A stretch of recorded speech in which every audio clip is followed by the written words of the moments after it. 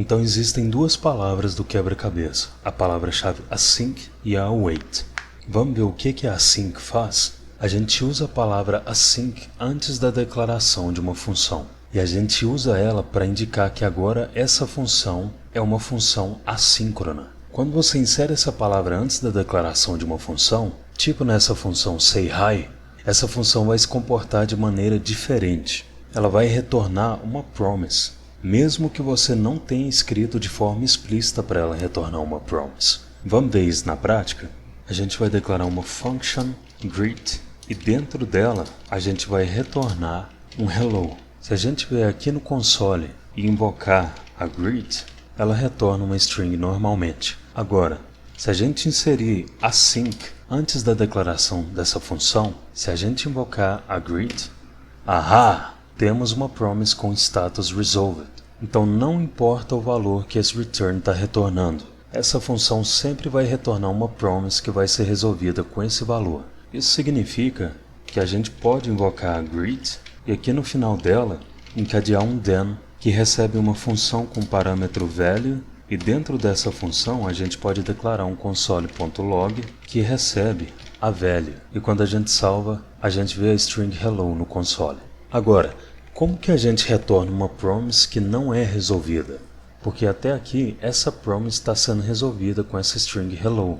Mas a gente quer escrever promises que sejam resolvidas ou rejeitadas. Então dentro de uma função async, se a gente quiser retornar uma promise rejected, rejeitada, o que a gente faz é lançar um erro. Se uma função async retorna um erro, a promise vai ter o estado rejected. Então aqui embaixo a gente vai declarar uma function add que recebe dois parâmetros, first number e second number. E dentro dessa função, a gente retorna o first number somado ao second number. Só que nessa função, a gente quer verificar se esses dois parâmetros realmente são números.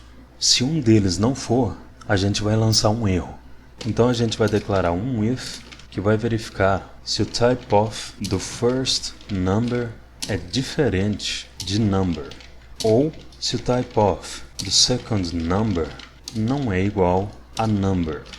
E aqui dentro do if, a gente vai inserir só um throw passando a string first number e second number devem ser números. Então, por enquanto, essa função add não é uma função async.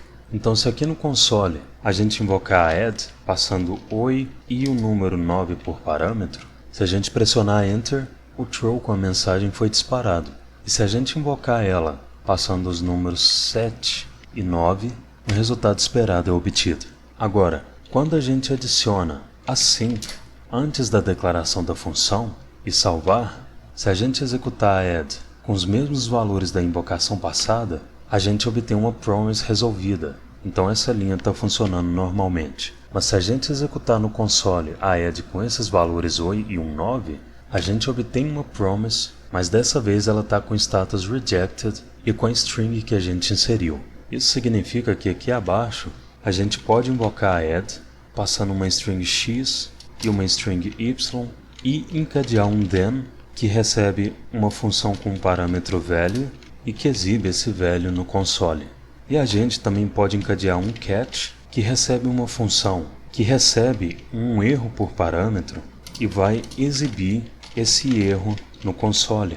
Então a add vai retornar uma promise que pode ter o status resolved ou rejected e aqui embaixo a gente está lidando com esses dois status. E quando a gente salva, a gente vê a first number e second numbers devem ser números. Então até esse ponto você viu que funções async são uma forma de retornar uma promise. Agora imagina se você tivesse que escrever essa função retornando uma promise sem usar o async, criando a promise manualmente e especificando o reject e o resolve. Você teria que fazer isso. Se a gente comentar a função async, quando a gente salva, a gente vê que o catch continua funcionando normalmente. E se a gente passar 5 e 9, a gente obtém 14. Ok, então você já sabe que uma função async é só um syntax sugar para fazer uma função retornar uma promise. É só uma forma de envolver uma função em uma promise. Se a gente retornar um valor, como a gente está fazendo nessa linha, esse vai ser o valor da promise com status resolved. Se a gente lançar uma exceção, esse vai ser o valor da promise com status rejected. E independente de qual for esse resultado, os nossos callbacks do then e do catch ainda funcionam normalmente.